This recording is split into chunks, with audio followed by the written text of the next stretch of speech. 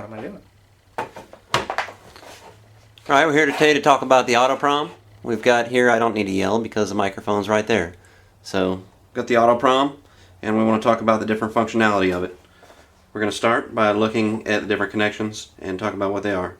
This is a ZIF socket where you can insert a chip in order to program it.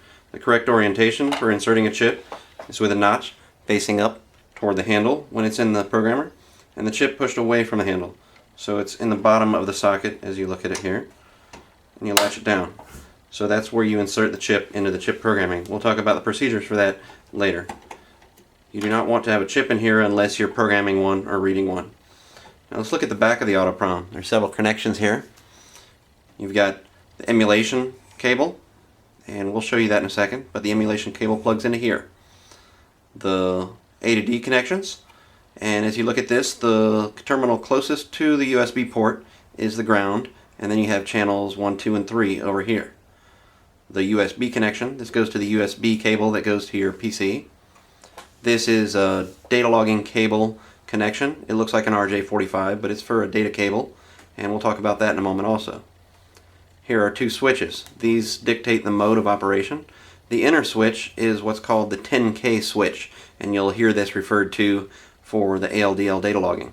When it's inboard, it's set to the 10K mode. When it's set outboard, that's set to the open mode. So normally for like the 165 computers, which are the early TunerPro, you need it in 10K mode to kick off communications. The other switch here is the pass-through mode switch. When it's in the inboard position, you're in AutoProm mode, so all your settings in the software and such should be set for the AutoProm. And when you want to work with a software such as Data Master or something like that, you would switch it to the outboard section there so it would appear as a pass-through cable, not a Moates device, as it were. So for the purposes of this exercise, we're going to switch these inboard, and let's talk about the cables. Here's a retractable USB cable. The AutoProm comes with a regular cable, but this retractable one's also available. Again, it just plugs into the back of the AutoProm, the other side goes to your PC. Here's the emulation cable. One end goes to the back of the AutoProm, and the other end goes where you would normally put a chip. You'll notice on the end of this cable there is a socket pressed onto it. This is so that if you break any pins off, you can just remove that socket and replace it. But this is the emulation cable. This is the business end of the unit that goes into the socket where you would normally put a chip in your ECU. The connections to the A to D, those are screw terminals. Any wire that you'd like to hook up, you can do that. That's no problem at all. 0 to 5 volt inputs. The data cable plug. Here's the data cables. There are two types. You notice we have two different shapes. One is square, one is D-shaped.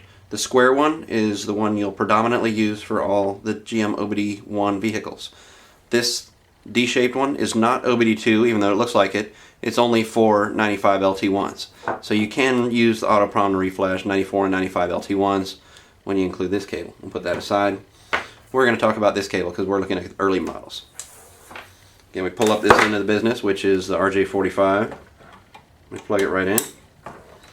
And we've got our switch mode set to AutoProm, and we're ready to emulate, data log, connect to our PC to the USB, and if we like, we can come over here and burn a chip. So that's pretty much the essence of the AutoProm. It's not a simple device, but it's really not that complicated either.